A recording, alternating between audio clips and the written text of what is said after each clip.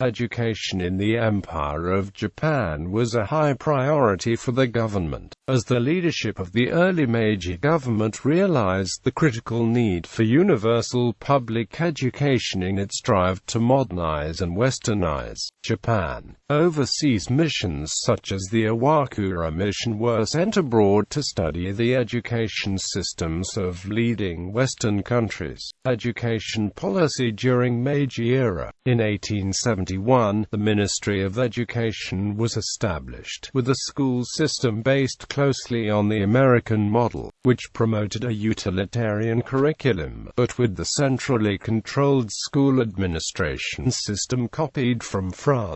With the aid of foreign advisors such as David Murray and Marion McCarroll Scott, normal schools for teacher education were also created in each prefecture. Other advisors, such as George Adams Leland, were recruited to create specific types of curriculum. Private schools run by Buddhist temples and neighborhood associations were nationalized as elementary schools. Feudal domain schools run by daimyo became middle schools, and the Tokugawa Shogunal Academy became the foundation of Tokyo Imperial University. However, they added a new curriculum which emphasized conservative, traditional ideals more reflective of Japanese values. Confucian precepts were stressed, especially those concerning the hierarchical nature of human relations, service to the new Meiji state, the pursuit of learning, and morality. These ideals, embodied in the 1890 Imperial Rescript on Education, along with highly centralized government control over education, largely guided Japanese education until the end of World War II.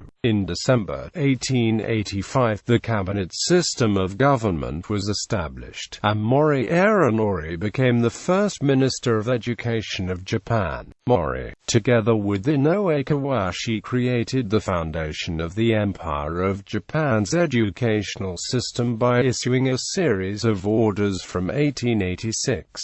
These laws established an elementary school system, middle school system, normal school system, and an imperial university system. Elementary school was made compulsory from 1872, and was intended to create loyal subjects of the emperor. Middle schools were preparatory schools for students destined to enter one of the imperial universities, and the imperial universities were intended to create westernized leaders who would be able to direct the modernization of Japan. With the increasing industrialization of Japan, demand increased for higher education and vocational training. Inoue Kawashi, who followed Mori as Minister of Education, established a state vocational school system, and also promoted women's education through a separate girls' school system. Compulsory education was extended to 6 years in 1907.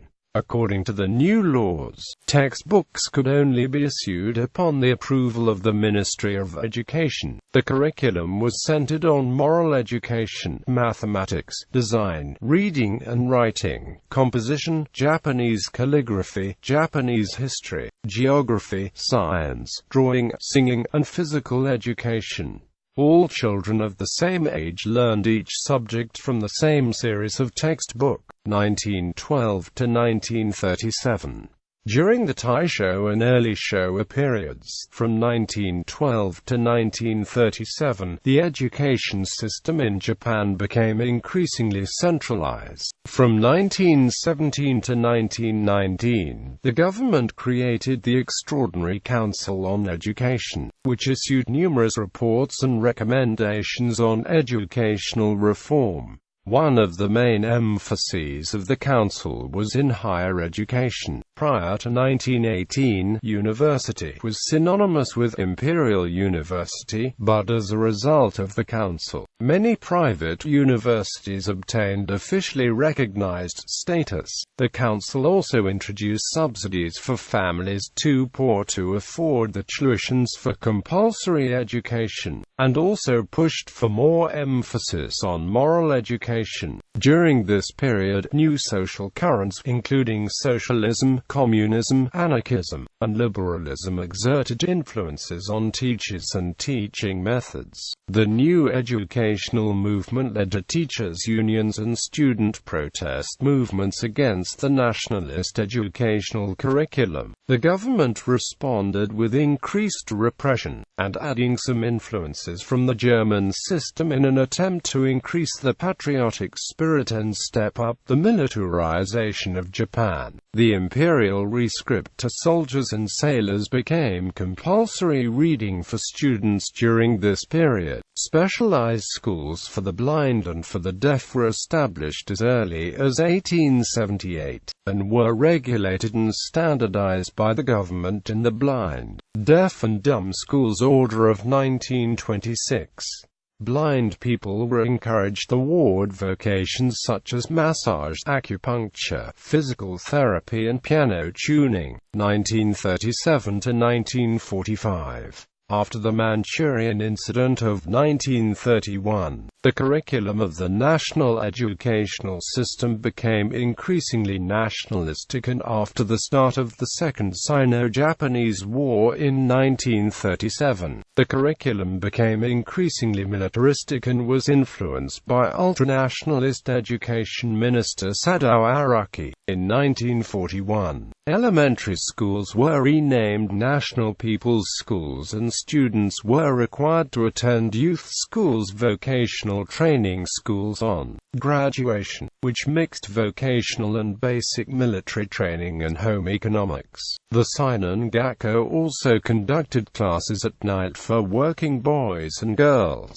Normal schools were renamed specialized schools, and were often affiliated with a university. The Senmon Gakko taught medicine, law, economics, commerce, agricultural science, engineering and business management. The aim of the Senmon Gakko was to produce a professional class rather than intellectual elite. In the pre-war period, all higher school for women were Senmon Gakko. After the start of the Pacific War in 1941, nationalistic and militaristic indoctrination were further strengthened. Textbooks such as the Kokutai no Hongi became required reading. The principal educational objective was teaching the traditional national political values, religion and morality. This had prevailed from the Meiji period. The Japanese state modernized organizationally, but preserved its national idiosyncrasies. Emphasis was laid on the emperor worship cult, and loyalty to the most important values of the nation, and the importance of ancient military virtues. After the surrender of Japan in 1945, the United States education missions to Japan in 1946 and again in 1950 under the direction of the American occupation authorities abolished the old educational framework and established the foundation of Japan's post-war educational system.